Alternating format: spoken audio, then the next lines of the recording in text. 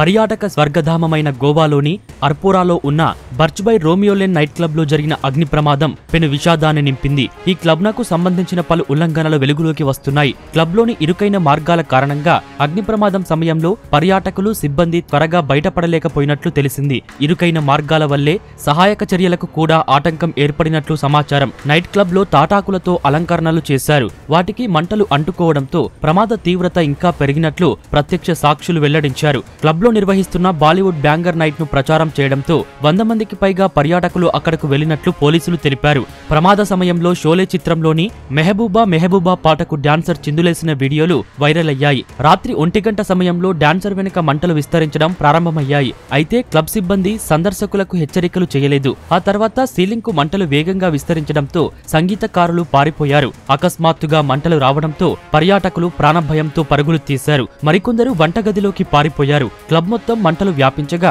పొగ వల్ల ఊపిరాడక చాలా మంది మరణించారని ప్రత్యక్ష సాక్షులు తెలిపారు.